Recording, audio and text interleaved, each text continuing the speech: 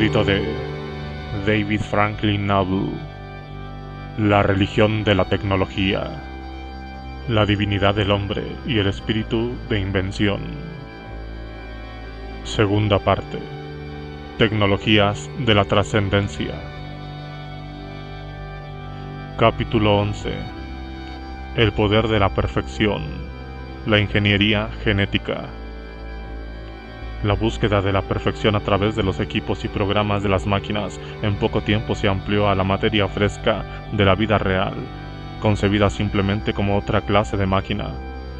Habiendo adquirido un conocimiento científico considerable y cierto ingenio en la creación de mecanismos diseñados para mejorar y simular los poderes de los seres vivos, ahora los magos modernos se encontraban preparados para llevar a su audacia a intervenir en la materia viva, para comprenderla y, en último término, para crearla de nuevo.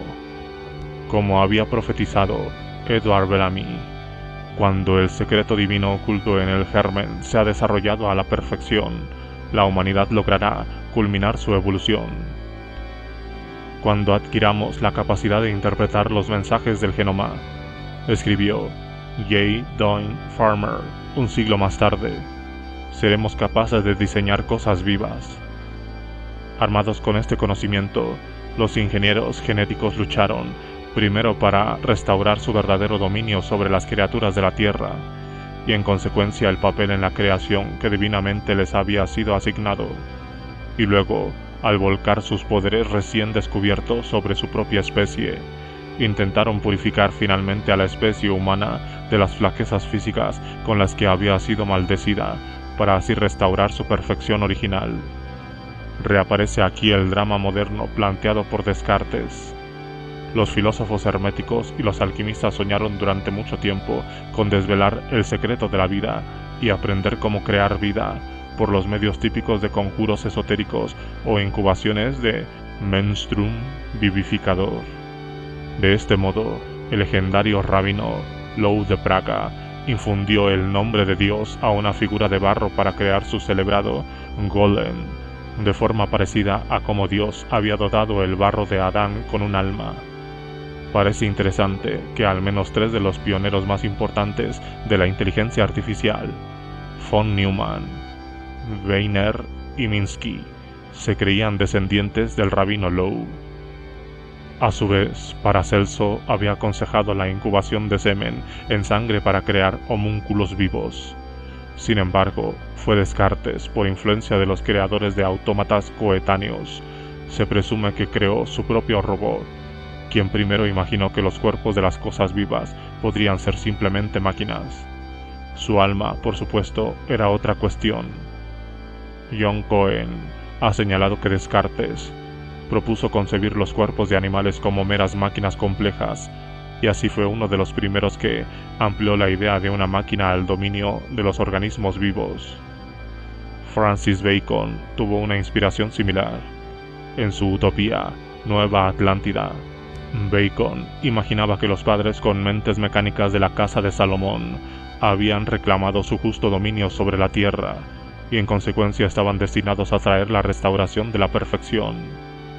Poseídos por el conocimiento de las causas y de las motivaciones secretas de las cosas, fueron capaces de ampliar los límites del imperio humano hasta hacer que todas las cosas fuesen posibles.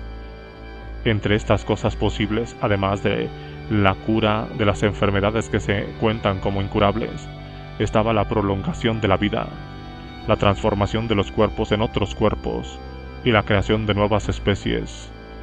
Bacon imaginaba que una vez se comprendiera esto en términos mecánicos, la vida podía ser renovada y reconfigurada. De la misma forma que hubo que esperar la llegada del siglo XX para alcanzar los sueños del siglo XVII sobre el vuelo espacial y las mentes sin cuerpos, también el sueño del dominio de la vida tuvo que esperar. Como suele ocurrir, el momento crítico en el logro de este último sueño coincidió casi con exactitud con el cumplimiento de los otros sueños. A mediados de los años 50, cuando empezó el programa espacial de las primeras naves tripuladas y se inició el proyecto de la inteligencia artificial, se reveló también la estructura y función del ADN. De forma significativa, en el vocabulario basado en la máquina de códigos, programas y procesamientos de la información. Alguien que comprendió, quizá de forma más clara, el significado trascendente de esta trinidad de acontecimientos fue el científico británico de la vida y uno de los primeros cristalógrafos del rayos X, John Desmond Bernal, cuyo campo contribuyó de forma poderosa a la comprensión de la estructura molecular, incluyendo el del ADN. Un cuerpo de siglo antes, Bernal había escrito su primer libro, una serie de ensayos titulado The World, the Flesh and the Devil. Aunque Bernal era marxista y ateo, el subtítulo de su libro apuntaba a una tradición más antigua: Inquiry into the Future of the Three Enemies of the Rational Soul. Bernal argumentaba que los tres enemigos del alma racional son la naturaleza, el cuerpo y los deseos y emociones humanas. Para escapar al primero, Bernal propuso un vuelo al exterior de la Tierra y la construcción de enormes estaciones espaciales esféricas en órbita de unos 16 kilómetros de diámetro, nuevas biosferas artificiales que estarían de una vez para siempre distanciadas de los estragos causados por la naturaleza. La ambición agita ya a los hombres para conquistar el espacio al tiempo que conquistan el aire, exclamó, y esta ambición, con el paso del tiempo, será necesariamente más y más fuerte. Catástrofes geológicas impredecibles y explosión demográfica. Su colega J.B.S. Haldane había propuesto 2 años antes la colonización del espacio en un artículo de título provocador: El juicio final. Para superar al segundo enemigo, propuso extraer el cerebro del cuerpo y mantenerlo funcionando artificialmente por medios mecánicos. Tarde o temprano, el hombre se verá obligado a decidir si abandona su cuerpo o su vida. Después de todo, es el cerebro lo que cuenta, escribió Bernal. Como Bacon, Bernal vislumbró la aparición de una futura élite científica. Para Bacon, eran magos tecnológicos. Para Bernal, se habían convertido en cerebros sin cuerpos, hombres transformados, trascendiendo las capacidades de una humanidad sin transformar, liberado de los estragos de la edad y de la carne, ya que en este momento los cuerpos se habrán dejado muy atrás, lograrán ser virtualmente inmortales y experimentarán una continuidad de conciencia en una existencia prácticamente eterna. Como tales, serán perfectamente adecuados para una existencia extraterrestre. Como indicó Bernal, la colonización del espacio y la mecanización del cuerpo son evidentemente complementarias. El hombre normal es un fin evolutivo muerto, declaró Bernal, anticipando los designios temerarios y el misticismo de los futuros entusiastas de la inteligencia artificial. El hombre mecánico, una ruptura aparente en la evolución orgánica, se encuentra en realidad más cerca de la verdadera tradición de una evolución más prolongada. La nueva vida no conserva ninguna sustancia, pero sí todo el espíritu de la vieja, y prosigue su desarrollo. Este cambio será tan importante como la primera aparición de la vida en la superficie de la Tierra. Al final, Bernal vislumbró un tiempo en el que la conciencia en sí misma se podría acabar o desvanecer finalmente en una humanidad que sería completamente etérea. Perderíamos el organismo que nos constriñe, convirtiéndonos en masas de átomos en el espacio, comunicándonos a través de la radiación y, en último término, quizá descomponiéndonos en partículas de luz. Esto podría ser un final o un principio, escribió Bernal, aunque aquí y ahora esté fuera de nuestro alcance. Bernal reconoció que podría haber oposición a esta aristocracia de la inteligencia científica, que siempre habrá reaccionarios, advirtiéndonos que hemos de permanecer en el estado natural y primitivo de la humanidad. Sin embargo, concluía con optimismo, incluso si en ese momento una oleada de primitivismo oscurantista limpiara el mundo de la herejía de la ciencia, y ésta ya se habría abierto camino hacia las estrellas, los científicos surgirán como una nueva especie y dejarán atrás a la humanidad. Admitió que el tercer reto, el del demonio, la confusión del deseo y de las emociones, era el más difícil de superar, porque era menos susceptible de arreglo tecnológico, aunque creía que, Con la disciplina de los monjes medievales, la élite sin cuerpo, con el tiempo también sometería a este último enemigo del alma racional que obstaculiza el camino del progreso. La tendencia fundamental del progreso es la sustitución de un entorno de casualidad indiferente por una deliberadamente creada, insistió. Con el paso del tiempo, la aceptación, la apreciación, incluso la comprensión de la naturaleza será cada vez menos necesaria. En su lugar, vendrá la necesidad de determinar la forma deseable del universo controlado por los humanos.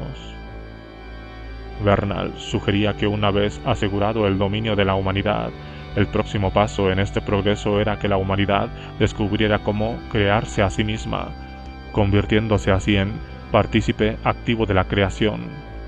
Además, predijo que los hombres no se contentarán con producir vida, querrán mejorarla, algo que no elaboró.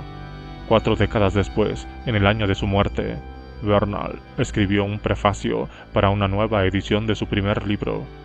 En vez de desautorizar las imaginaciones extravagantes de su juventud, la secundó. Este pequeño libro fue el primero que escribí, explicaba. Le tengo un gran apego porque contiene muchos de los gérmenes de las ideas que he ido elaborando a lo largo de mi vida como científico. Me parece que todavía conserva toda su validez. En su prefacio, Bernal contaba los recientes desarrollos que parecían cumplir su profecía, en particular en el campo de la exploración espacial y la inteligencia basada en máquinas, y recuperó el tema que previamente había dejado sin desarrollar.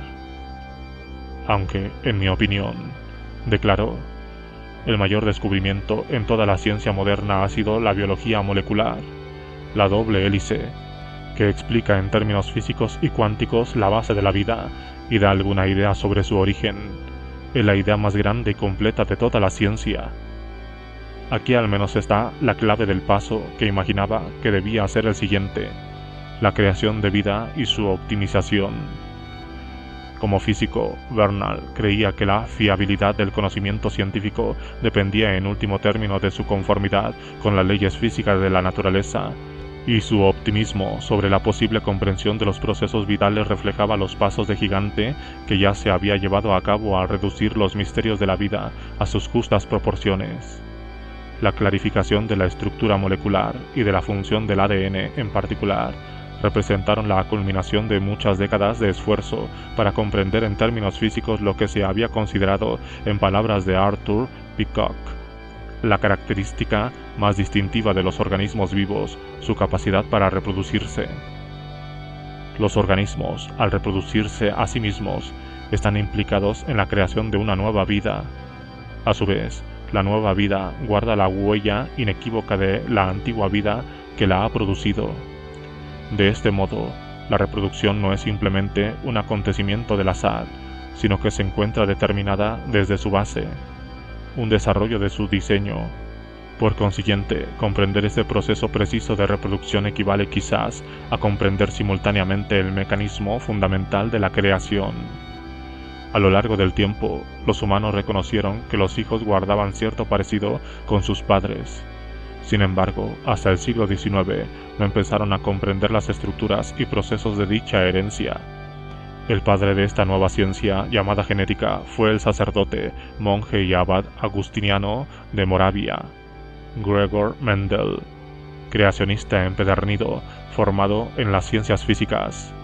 Mendel describió en términos matemáticos las estructuras de la herencia que observó en generaciones sucesivas de guisantes. Con ello apreció las características visibles particulares que se traspasaban en unidades diferenciadas, independientes e irreductibles al antecesor, que se podían expresar o no en una generación dada, según las leyes de la probabilidad. De esta forma, el trabajo pionero de Mendel no solo reveló las leyes estadísticas de la herencia, sino que también sugirió la existencia de algún mecanismo de reproducción físico e interno que producía dichas estructuras. Mendel publicó los resultados de sus investigaciones en 1865, aunque pasaron desapercibidos durante 4 décadas. Solo 2 o 3 años después de su publicación, el químico suizo F. Miescher aisló una sustancia ácida del núcleo de las células de esperma del salmón, a la que llamó ácido nucleico. 80 años más tarde, se estableció con cierto retraso la conexión entre los dos descubrimientos, cuando el ácido nucleico se identificó positivamente como el material físico de los genes.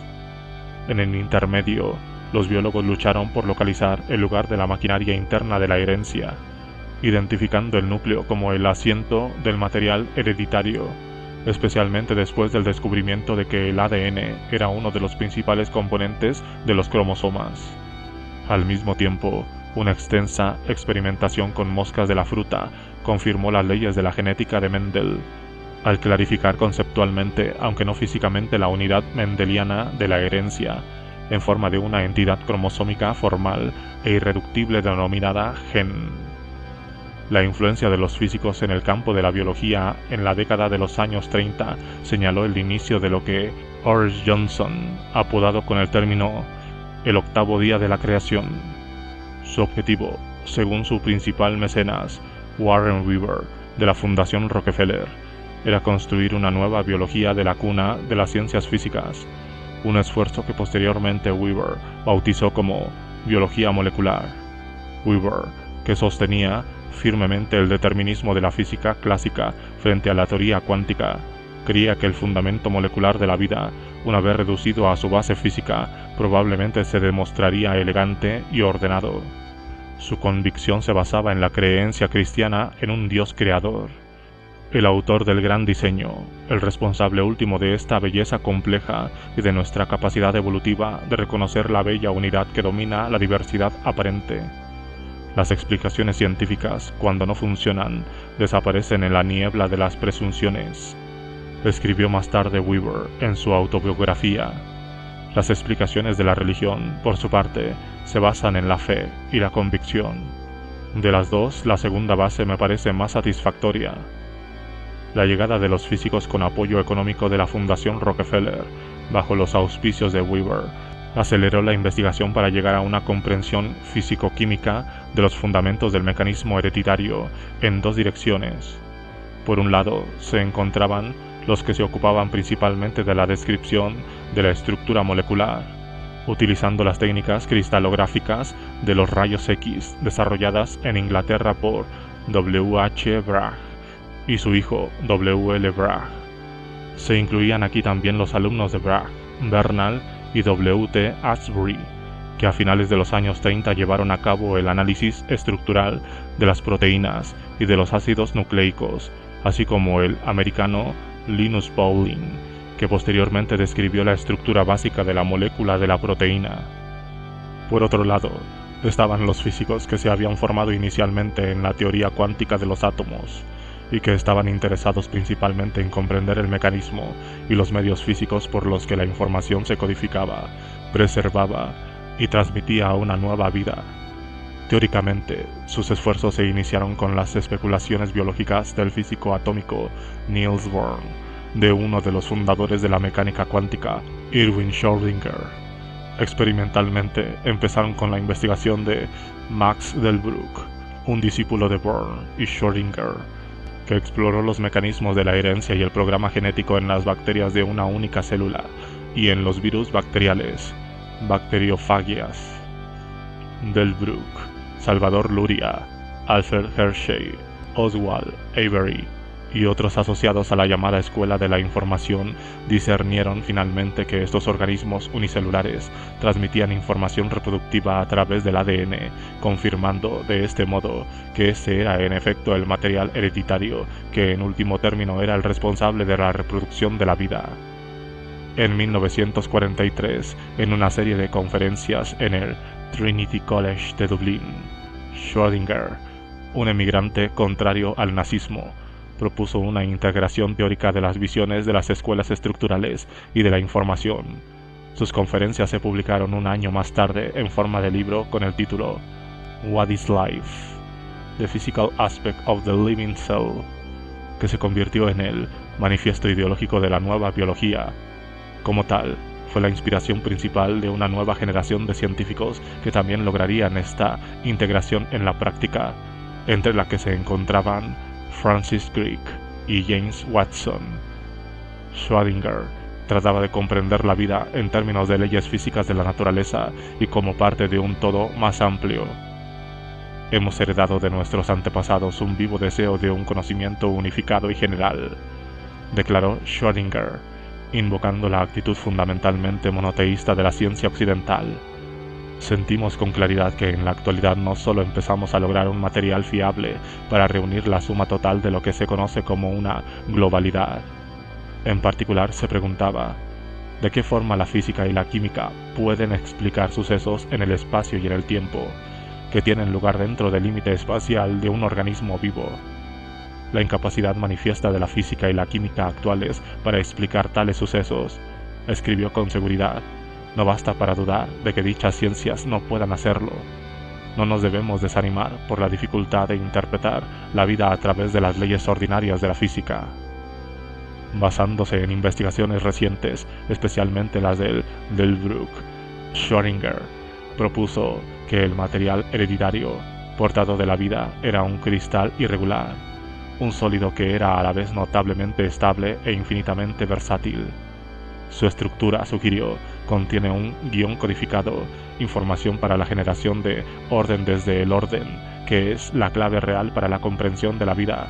La clave para la comprensión de la vida es que está basada en el mecanismo puro.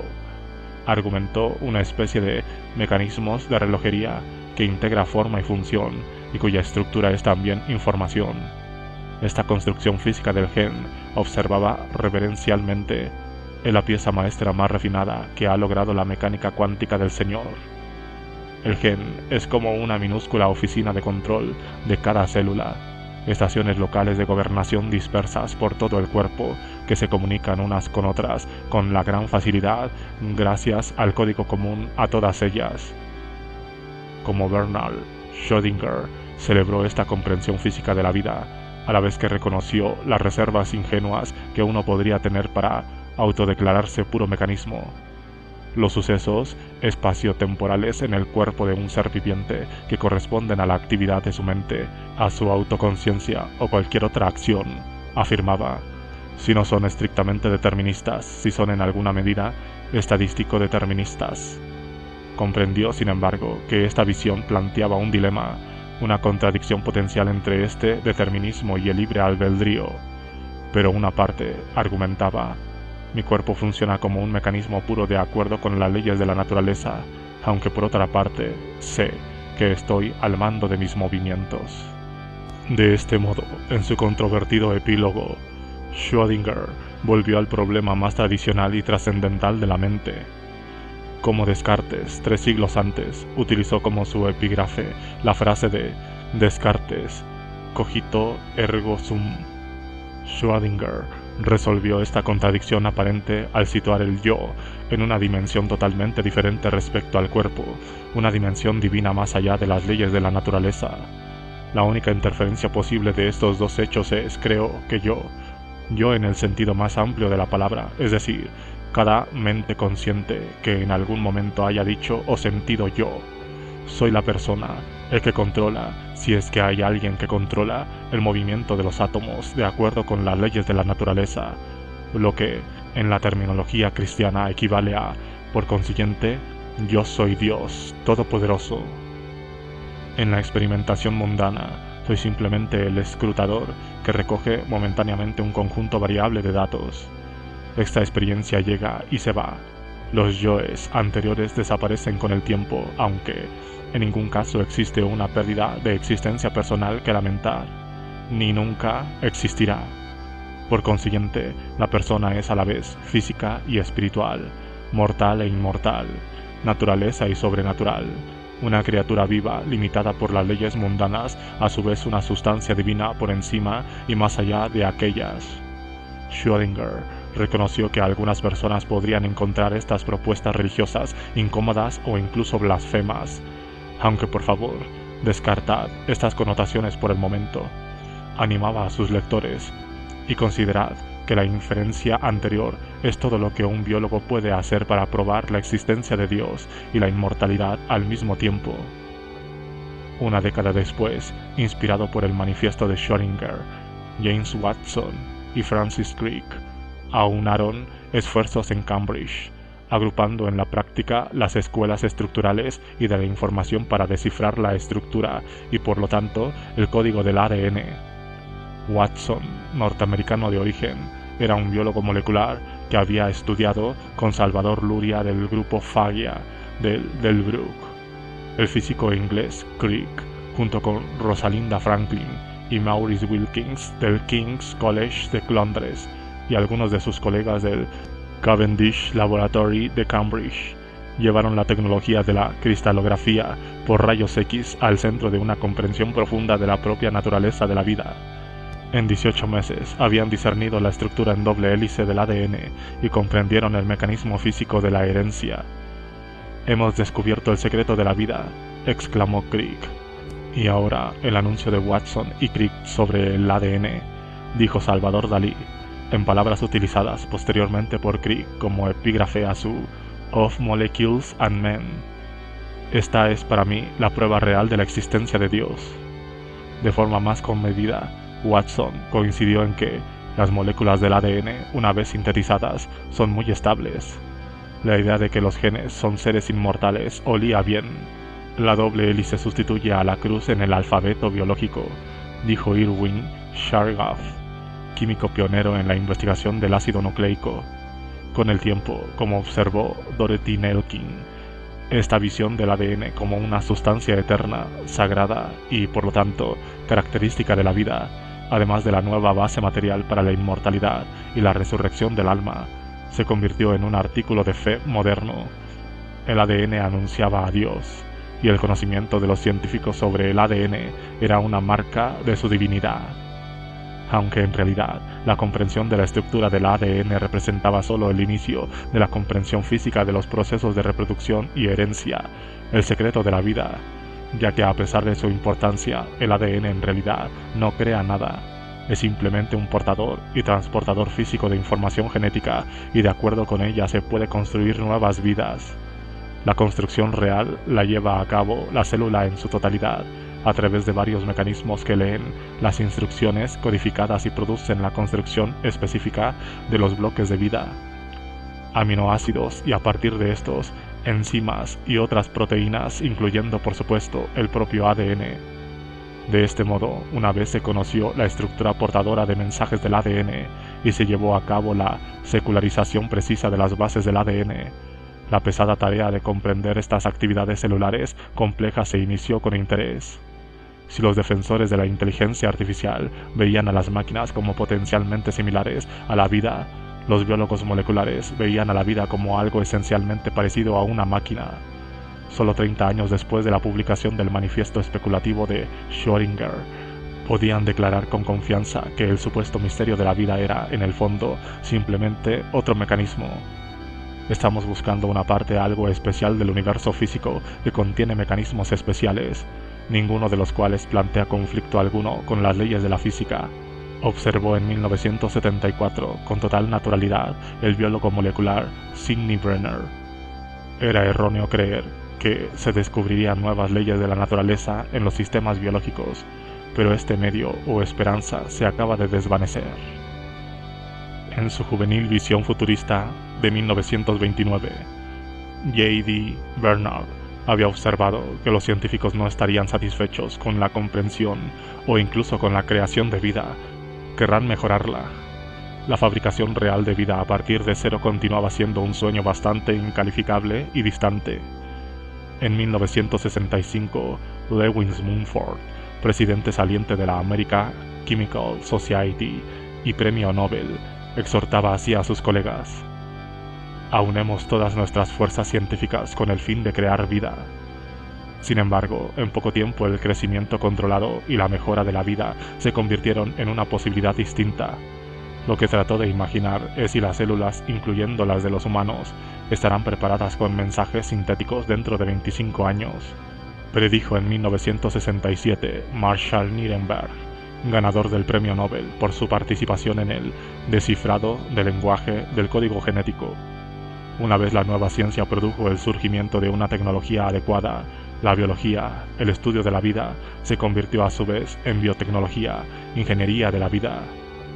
Hacia 1970, tras haber esbozado los procesos genéticamente controlados de la célula en organismos unicelulares como las bacterias, los biólogos moleculares empezaron a trabajar con células mayores e infinitamente mucho más complejas de organismos superiores. Aprendieron a aislar estas células, tomadas de embriones, para la investigación. Y lo que es todavía más importante, aprendieron a extraer fragmentos de ADN de esas células de organismos superiores e insertarlos en el ADN plásmico y cromosómico de las bacterias con el objetivo de estudiar sus efectos en un entorno más familiar y, en ese proceso, identificar los emplazamientos y funciones de genes particulares. Fue crucial para estos desarrollos el descubrimiento de varias enzimas que manipulaban de forma natural los ácidos nucleicos, copiando líneas de ADN, rompiéndolas y volviéndolas a unir. Ahora, armados con estas enzimas, los biólogos moleculares podían manipular el material genético por sí mismos, extrayendo precisamente piezas particulares y empalmándolas con otras para crear un conjunto de instrucciones genéticas completamente nuevo.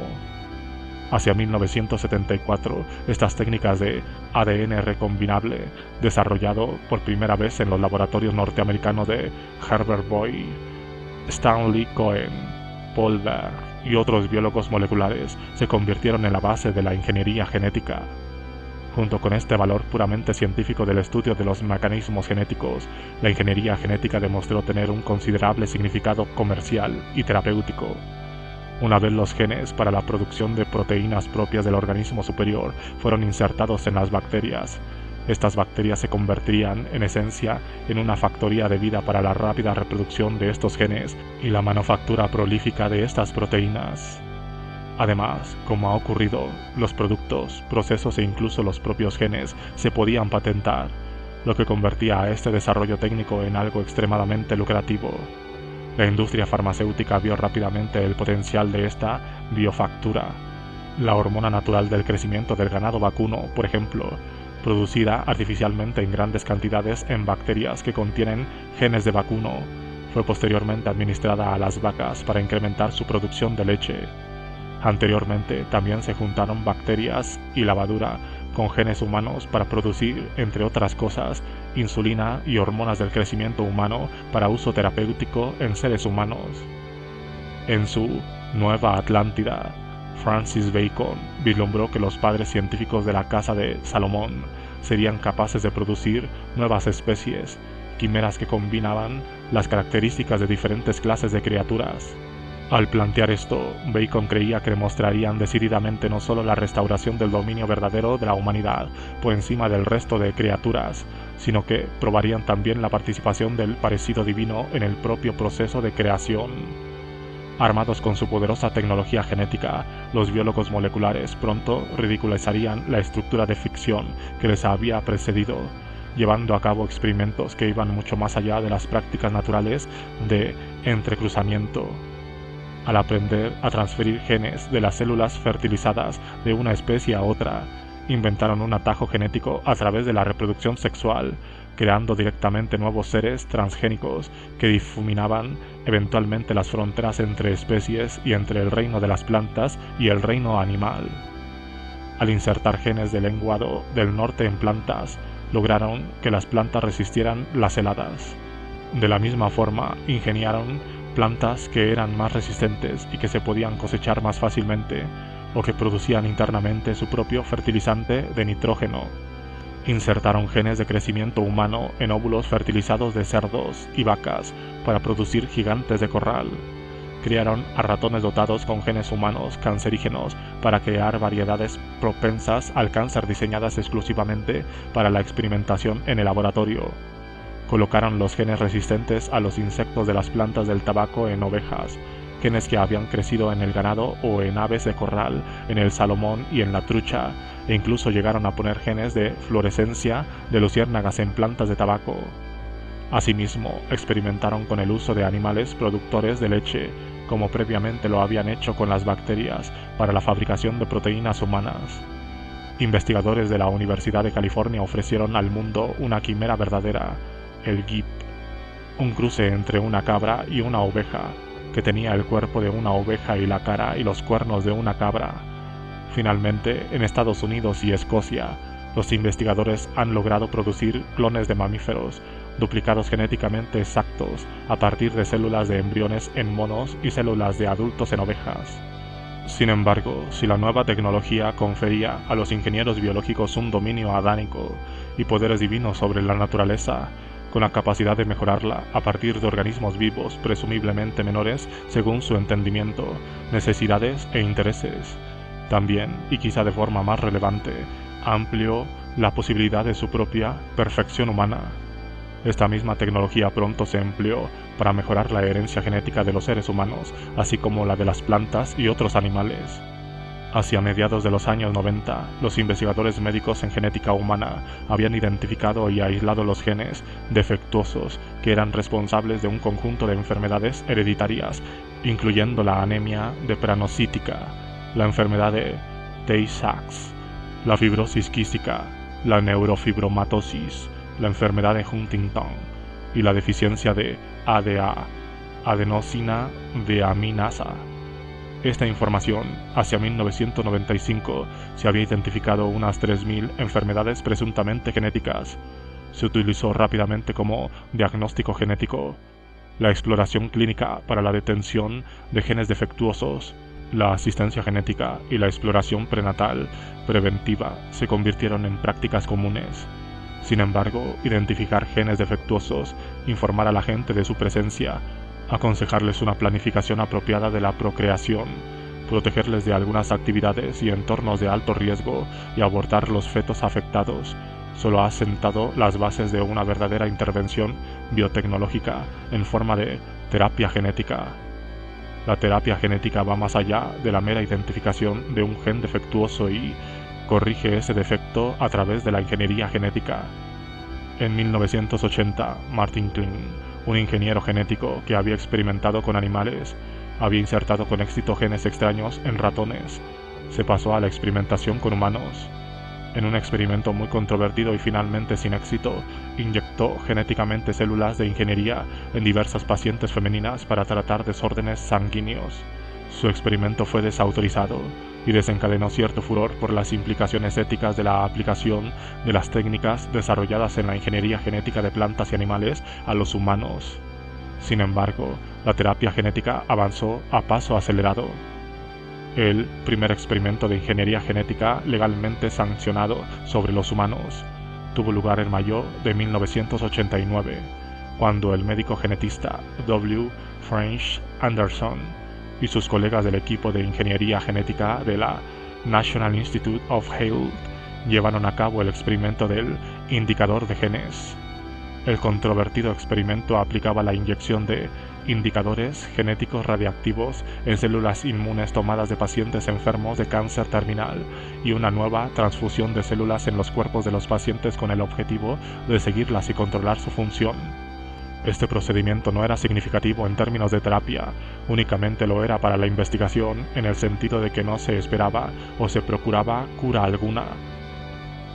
En septiembre de 1990, Anderson y su equipo llevaron a cabo oficialmente su primera terapia genética celular somática corporal en una niña de 4 años afectada por la deficiencia de ADA, un desorden grave popularmente conocido como síndrome de niño burbuja.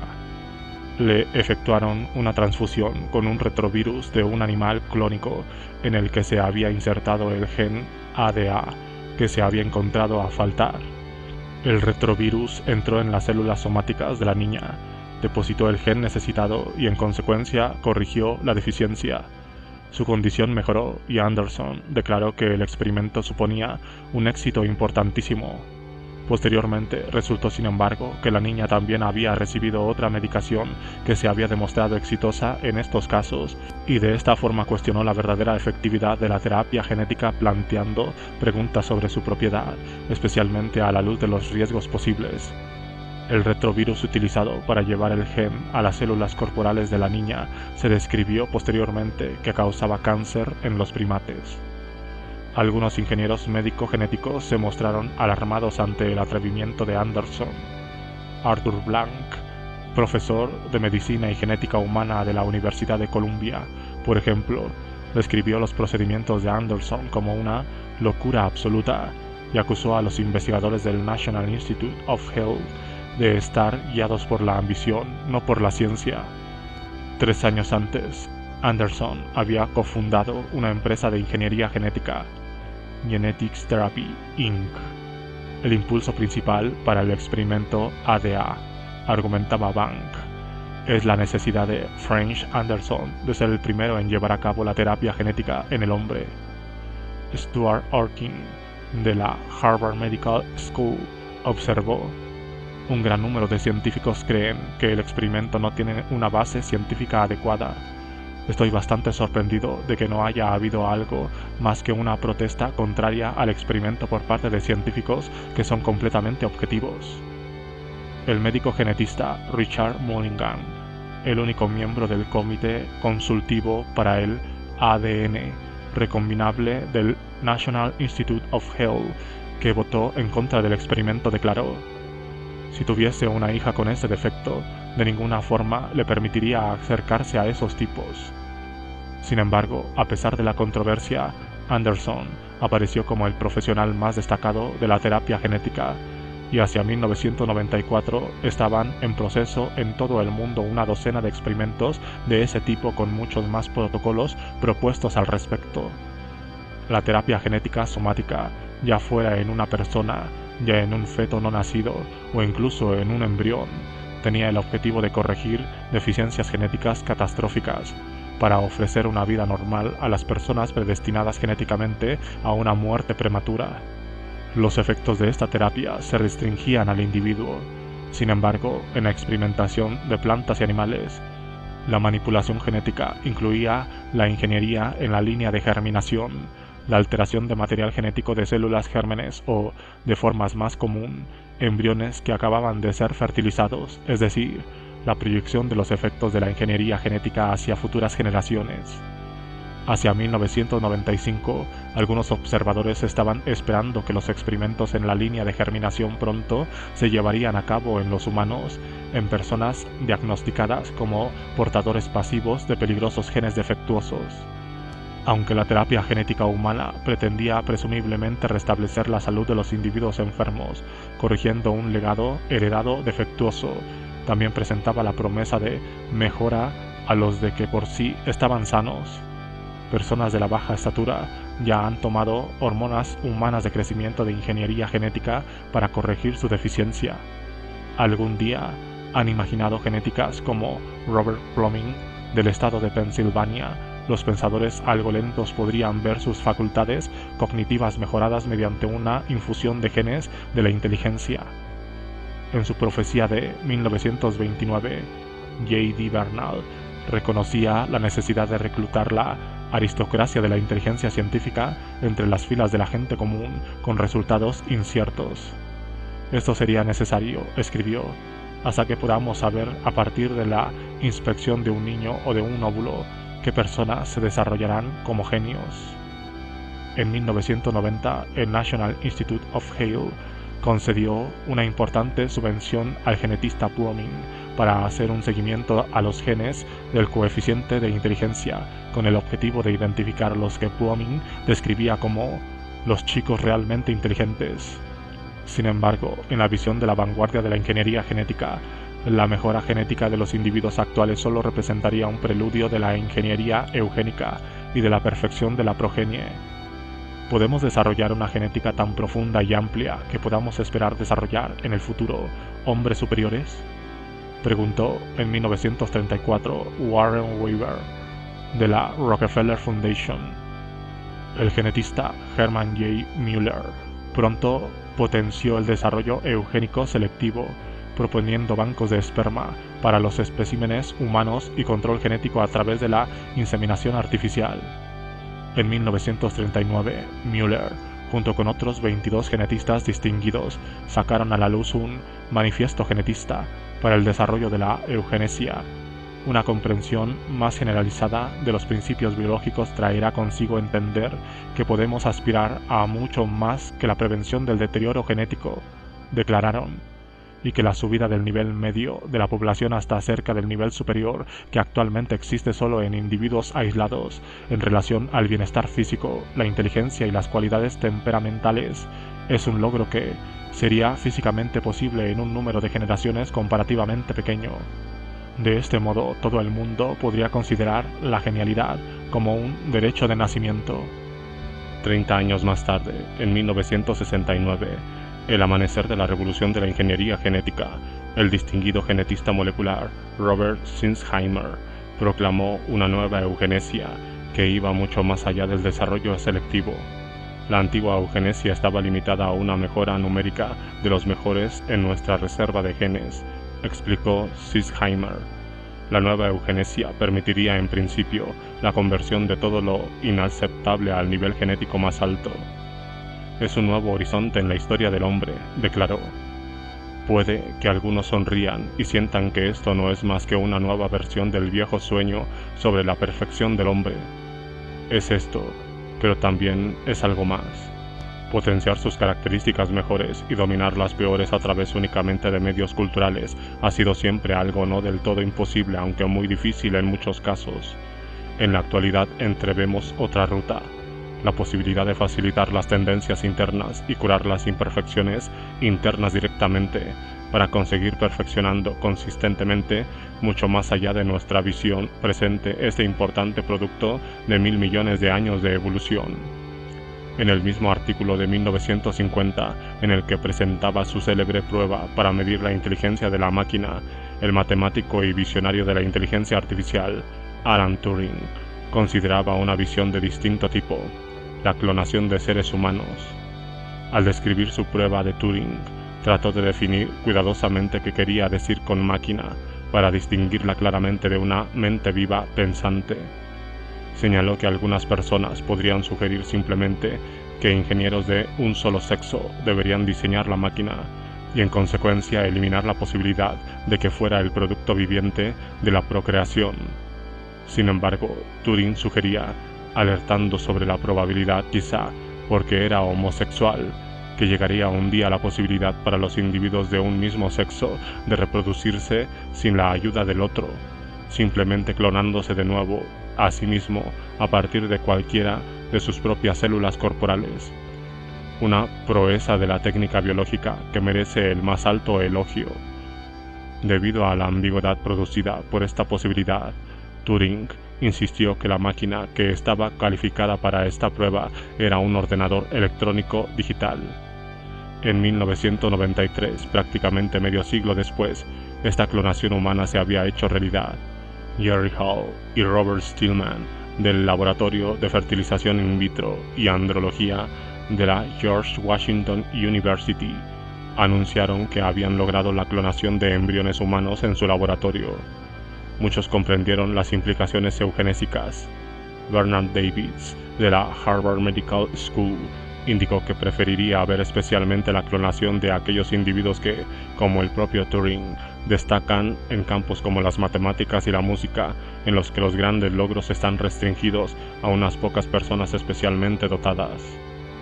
Cualquier clase de ingeniería genética humana, ya sea para la curación, la mejora o con objetivos eugenésicos, dependía en última instancia de una identificación del emplazamiento cromosómico, la secuencia interna, el orden base preciso de su ADN y de la función de los genes particulares.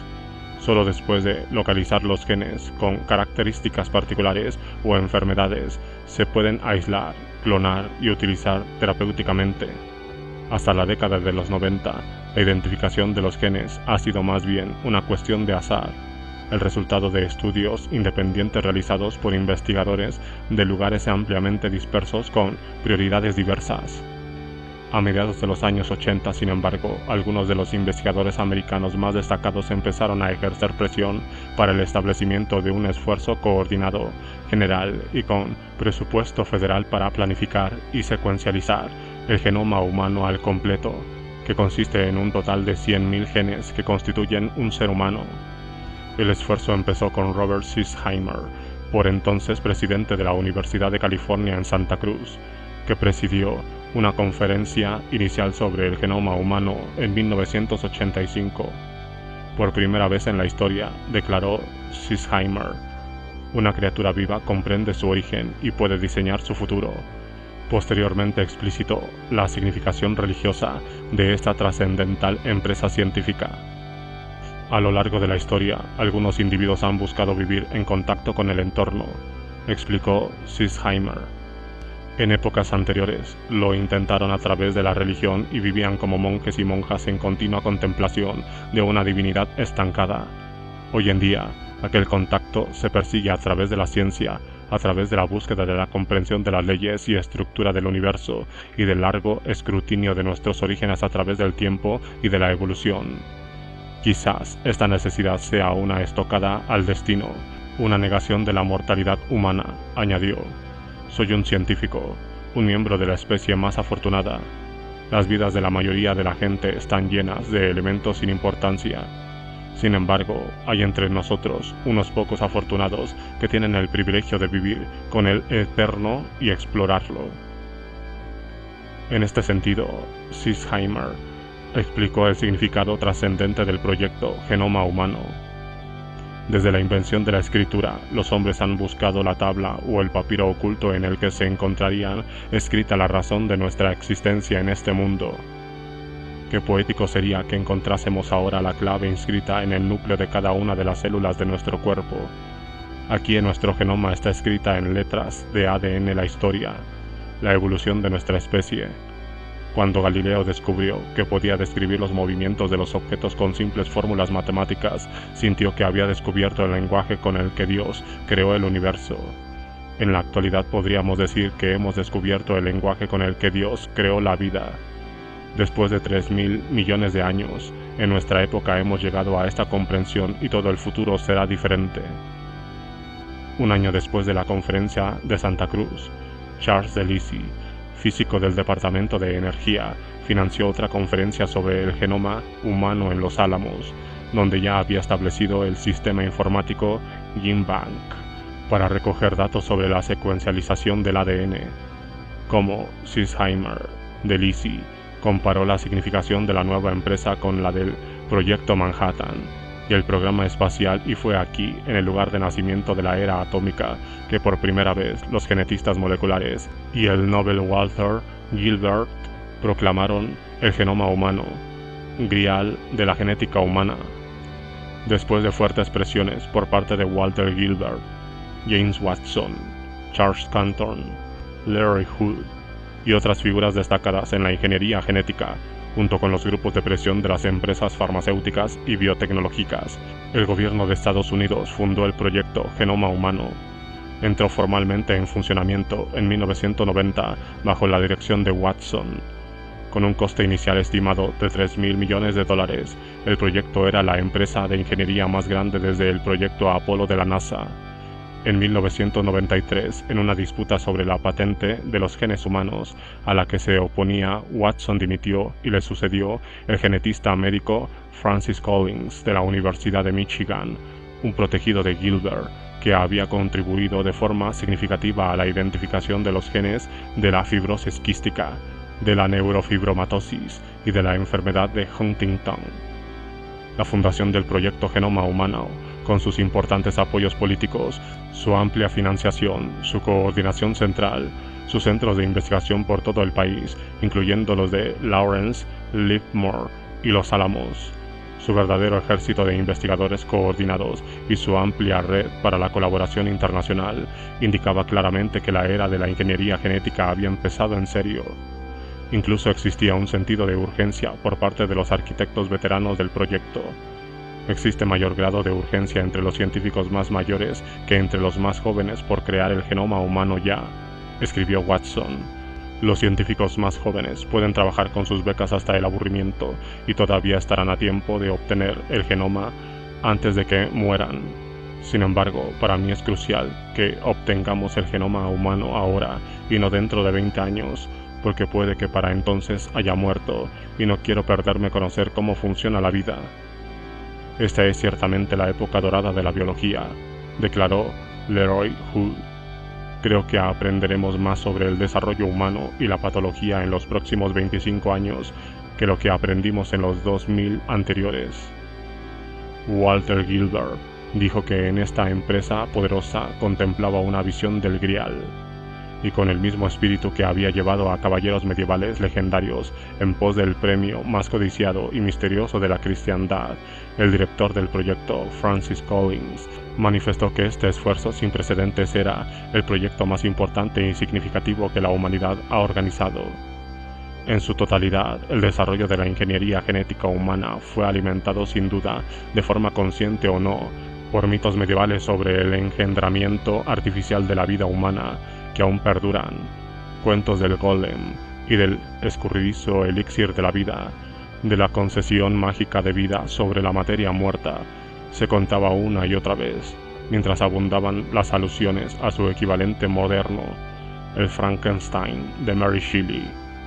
La imagen del homúnculo, el niño sin madre de tradición hermética, se cernía sobre los acelerados esfuerzos paralelos de la reproducción artificial a través de la fertilización in vitro y la transferencia de embriones. Las pruebas con animales sentaron las bases técnicas de los bebés probeta y los úteros de alquiler, y los avances en la experimentación del útero artificial utilizando fetos de corderos y cabras, que contribuyeron enormemente a la investigación genética. Las técnicas de fertilización in vitro y de transferencia de embriones fueron esenciales especialmente para los experimentos de manipulación genética de la línea de germinación. Además, como ha argumentado James Raymond, ayudar al infértil era más una racionalización y una estrategia de mercadotecnia que la razón de dichos desarrollos. El biólogo molecular Irwin Chargaff reconoció que la presunta demanda de estos métodos reproductivos por parte de las parejas infértiles era menos abrumadora que el deseo por parte de los científicos de probar sus técnicas recientemente desarrolladas, y como señaló Raymond, la visión de Chargaff está apoyada por informes de unos 200.000 embriones que han sido almacenados en centros europeos de fecundación in vitro, creados especialmente para la investigación. Todas estas imágenes, así como la alusión de Gilbert al Grial, reflejan profundas raíces religiosas.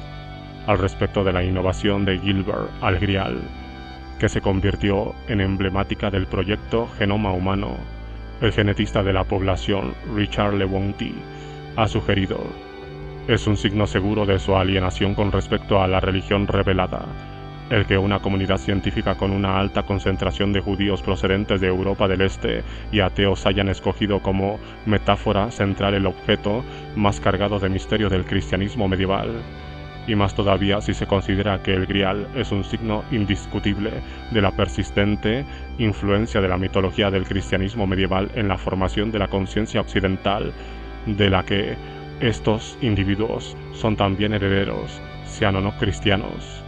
De acuerdo con el dominio masculino en el mito judio-cristiano de la creación de descendencia divina, el dios masculino creó a Adán y le concedió la vida, una hazaña que el rabino Low, con la ayuda de Dios, repitió, sin ayuda de la mujer o del sexo. Y Dios creó a Eva a partir de Adán, no Adán a partir de Eva, promoviendo y reflejando fantasías de nacimiento masculino y de homúnculo. Y Dios creó a Cristo a través de María, aunque no de María, convirtiéndola en la primera madre de alquiler. Estos mitos de procreación exclusivamente paterna y divina inspiraron las empresas obsesivas de los bioingenieros, preponderantemente masculinos, prometiéndoles no solo una matriz propia, sino también poderes divinos de creación. De este modo, en sus propias imágenes profesionales y en sus actividades ungidas, así como en el alfabeto sagrado del ADN, los ingenieros genéticos trabajaban en presencia de Dios.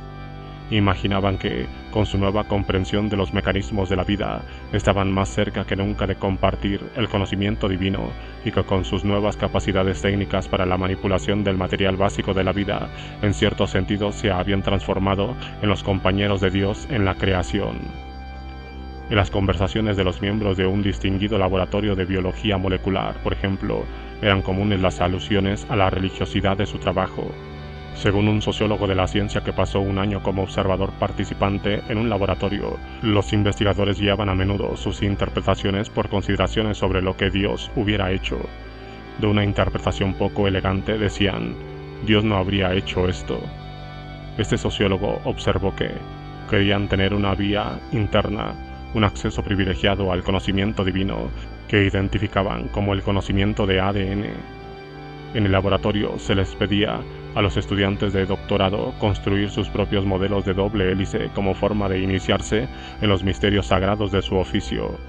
Los modelos de ADN se convirtieron en íconos de laboratorio, símbolos de la presencia divina, altares en los que practicar el culto en silencio y admiración.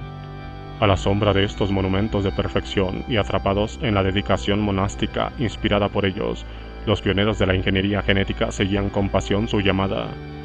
Y si ellos trabajaban en presencia de Dios, los biotecnólogos trabajaban también en nombre de Dios, inspirados en parte por la visión evolucionista y escatológica de los defensores de la teología procesal, predicada por ejemplo por el influyente biólogo genetista y evolutivo Theodosius Domzhansky.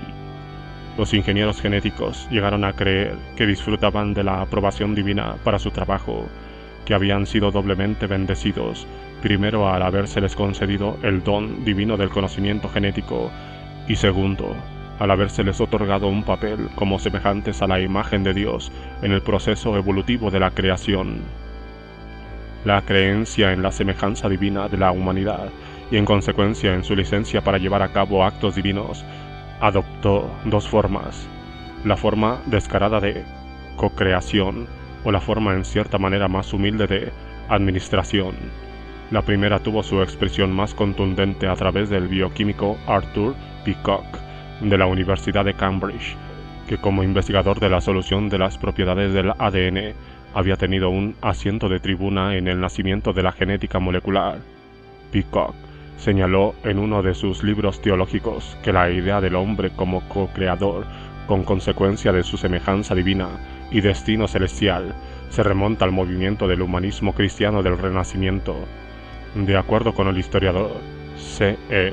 Trinkhaus, este movimiento provocó el surgimiento de una nueva e importante concepción del hombre como actor, creador, configurador de la naturaleza y de la historia, todas ellas cualidades que posee por la razón de que está hecho a imagen y semejanza de Dios.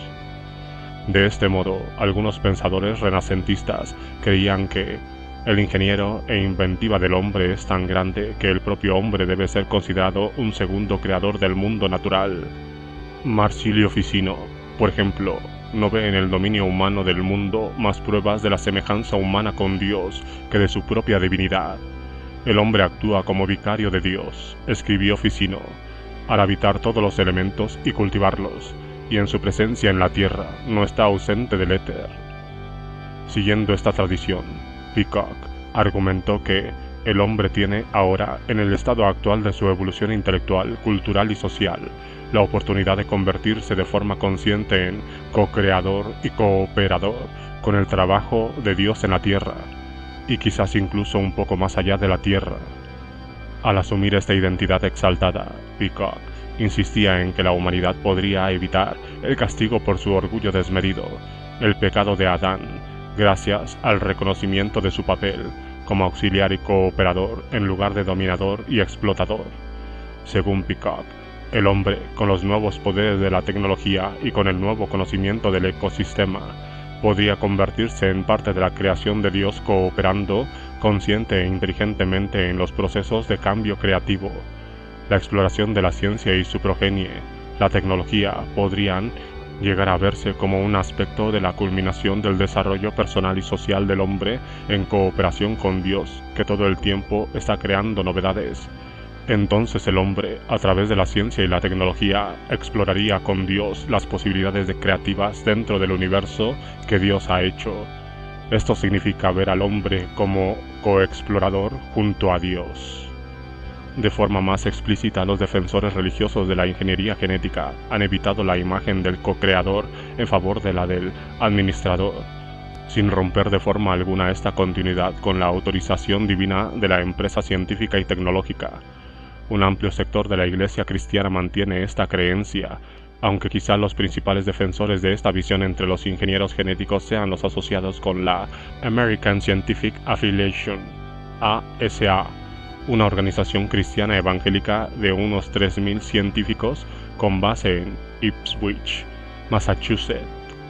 Todos sus miembros deben firmar una declaración doctrinal de fe en la que acceden a aceptar la inspiración divina, la veracidad y autoridad de la Biblia en cuestiones de fe y de conducta, e identificarse a sí mismos como administradores de la creación de Dios.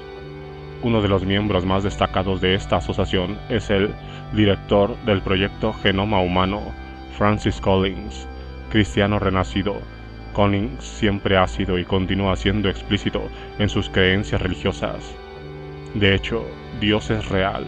Si Cristo caminó realmente por la tierra, si realmente murió en la cruz para ofrecernos un puente con el que acceder directamente a Dios, entonces este es el acontecimiento más importante de toda la historia y sobre él reposa nuestra existencia actual y nuestro futuro en la próxima vida.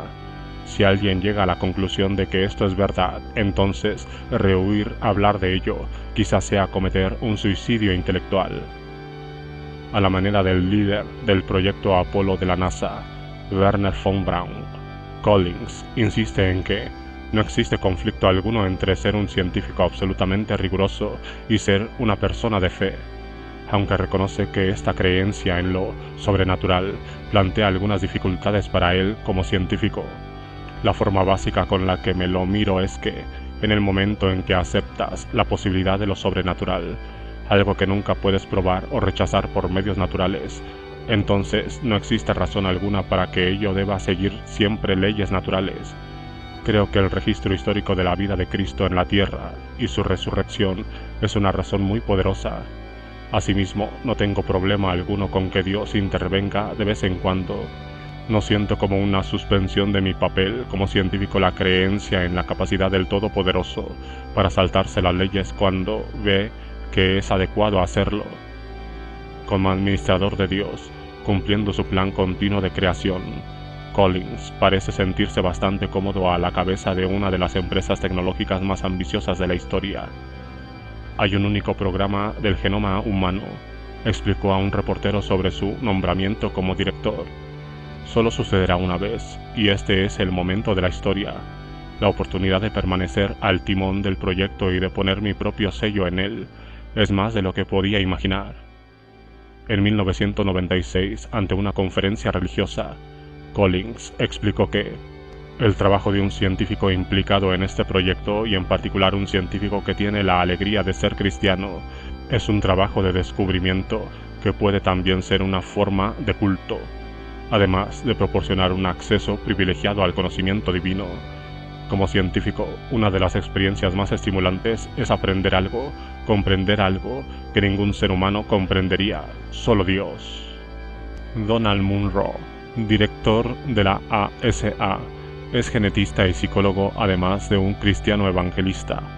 Desde su punto de vista, los desarrollos recientes en la ciencia y la tecnología genéticas constituyen un don de Dios que amplía el dominio de la humanidad sobre la naturaleza y la capacita mejor para cumplir su función de administración.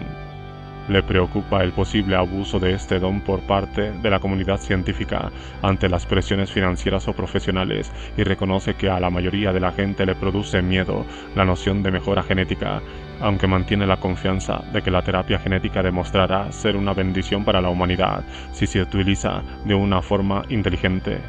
Está entusiasmado con las posibilidades de la terapia genética para superar defectos como la miopía y el retraso mental, así como las enfermedades mortales, y ve el diagnóstico genético preventivo como una vía para reducir el número de abortos. Cree que el potencial para la perfección es infinito, haciéndose eco de la intuición de Robert Sinsheimer de que la perfección es como el arco iris que se aleja cuando nos aproximamos. Precavido y a la vez comprometido, Munro es optimista sobre el futuro. Dios sostiene en el futuro, afirma Munro. Dios asegura que no nos alejemos de él. Los miembros de la ASA han escrito profusamente sobre las implicaciones morales de la ingeniería genética, enfatizando la noción de la humanidad como administradora de Dios, como Munro. Hessel Bowman, un médico genetista del Calvin College, ampliamente citado, expresó serias advertencias sobre el posible abuso de la nueva tecnología, especialmente en la dirección de la eugenesia, aunque por otra parte daba un apoyo rotundo a un mayor desarrollo en la terapia genética. Con el mismo sentido de la administración, V. Elvin Anderson, profesor emérito de genética en la Universidad de Minnesota, tituló su libro, escrito en colaboración con Bruce Reichenbach en 1994, On the Hall of God.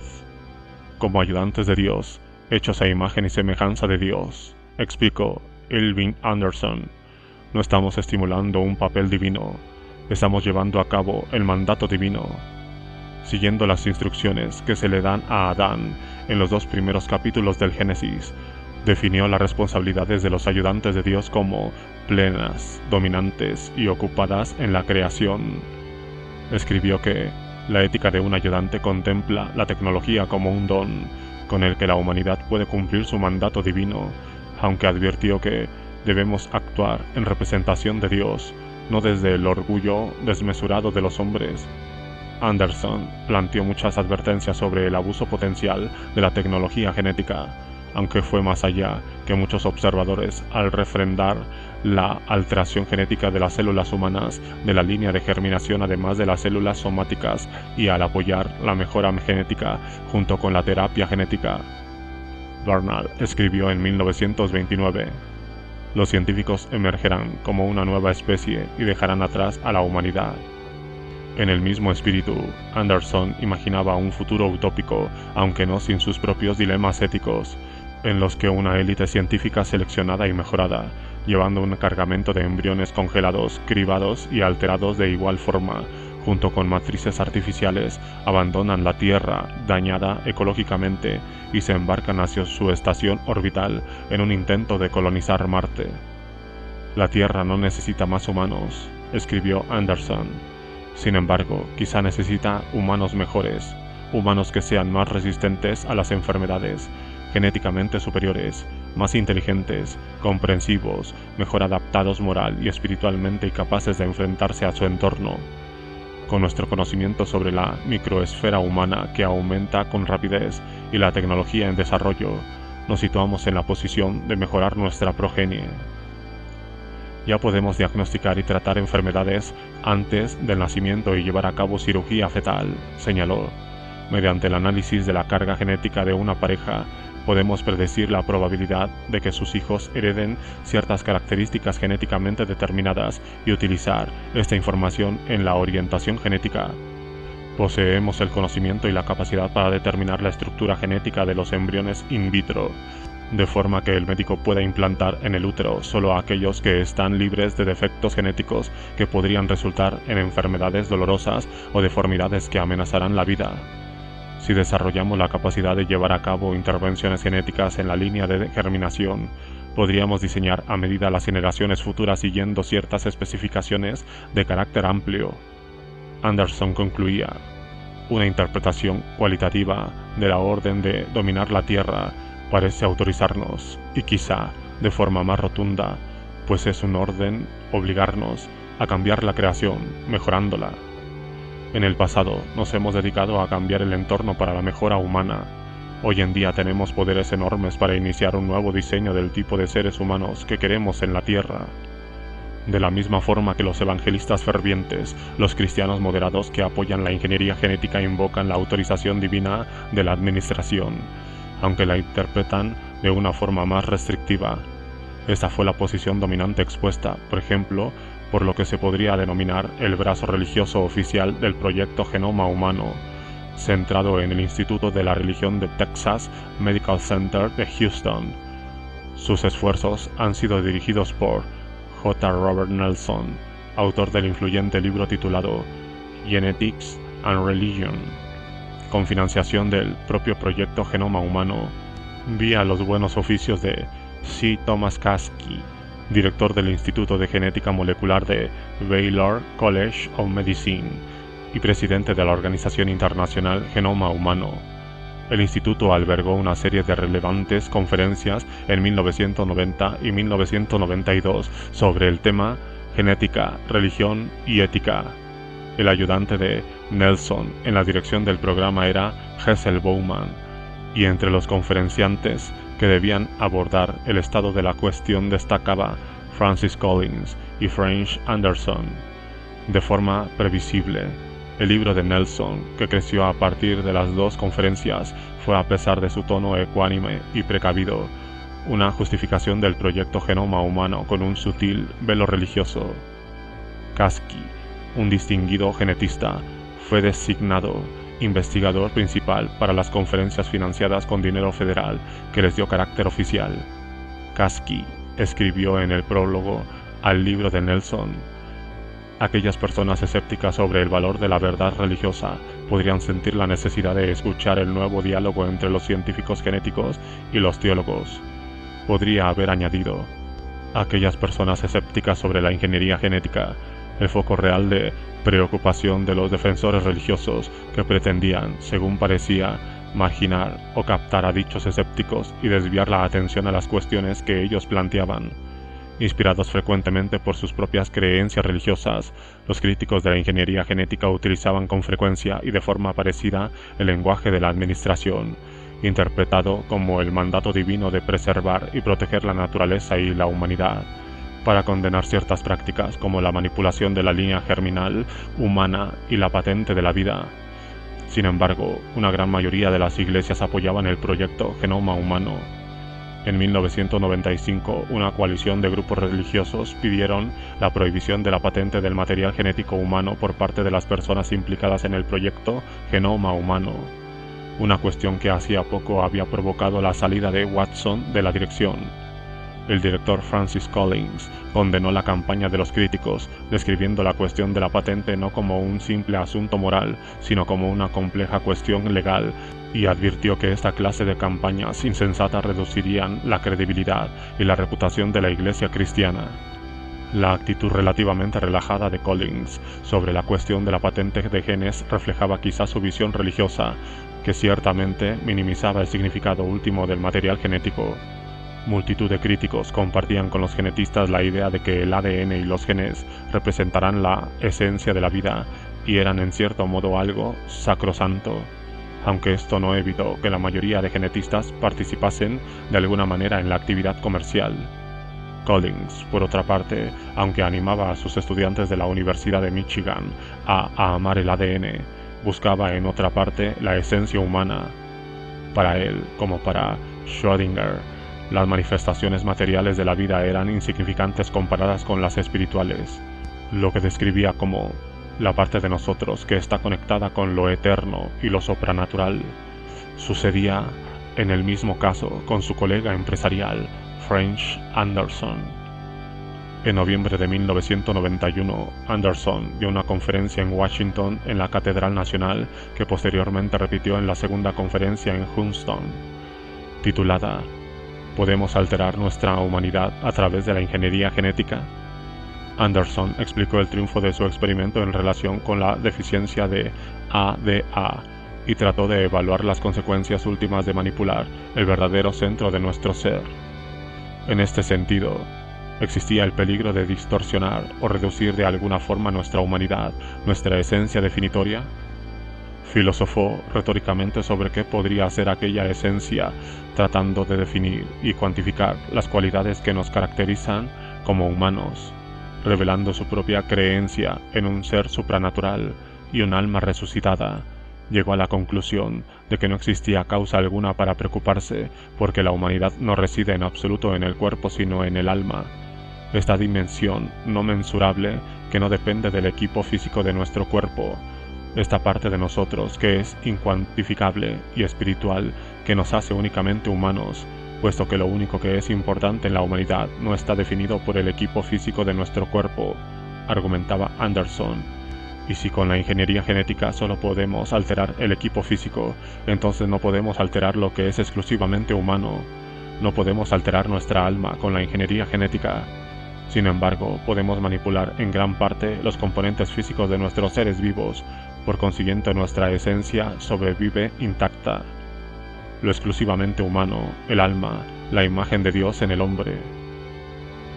La convicción de Anderson sobre la esencia supranatural de la humanidad le proporcionó una lógica para reducir los peligros de la terapia genética. Al mismo tiempo, reforzaba su oposición a la mejora genética, ya que ninguna medida de manipulación del cuerpo podía mejorar la perfección ya presente en el alma. La mayoría de ingenieros genéticos, sin embargo, continuaron actuando como si su empresa física fuese de hecho un proyecto de perfección, como si su conocimiento y técnicas acumulados pudiesen, en último término, restaurar a la humanidad en su condición prístina, libre de la mirada de defectos debilitantes heredados desde la caída. El tema de la perfección es muy importante entre los participantes en el proyecto Genoma Humano, observó el sociólogo Sheldon Krimsky, un antiguo miembro del Comité Consultivo para el ADN Recombinable de National Institute of Health. Tiende a ver el genoma humano como si estuviera lleno de imperfecciones y defectos, y su objetivo es perfeccionarlo. En 1993 se formó en Cambridge, Massachusetts, una nueva empresa para comercializar los últimos avances en la investigación genética.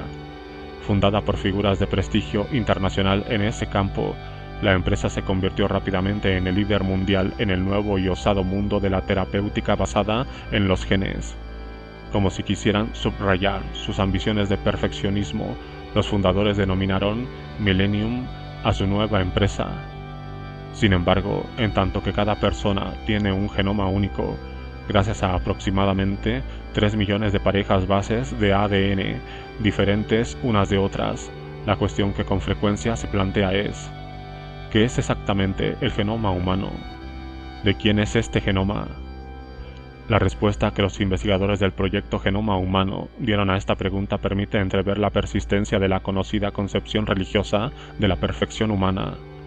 Todos ellos decían que el primer genoma humano del que se trazaría un mapa y una secuencia no sería el de ninguna persona en particular, sino una combinación, observó el historiador Daniel Kebles, al relatar sus extensas conversaciones con los principales arquitectos del proyecto Genoma Humano, entre los que se incluyen James Watson, Walter Gilbert, Leroy Hull y Charles Cantor. La primera secuencia completamente humana se esperaba que fuese de una persona combinada, escribió Kebles en la introducción a una antología del proyecto que editaba junto a Leroy Hull. Tendrá un cromosoma sexual X y un cromosoma sexual Y, que formalmente lo convertirán en un hombre. Será una mezcla multinacional y multirracial, una especie de Adán II. Asimismo, si el mapa del genoma humano trazaba el terreno de la perfectibilidad humana, el proyecto de perfección finalmente se lograría con la clonación humana, la reproducción asexuada de la vida humana a través del diseño, posibilitando que el hombre cree al hombre, como Dios había creado a Adán a su propia imagen.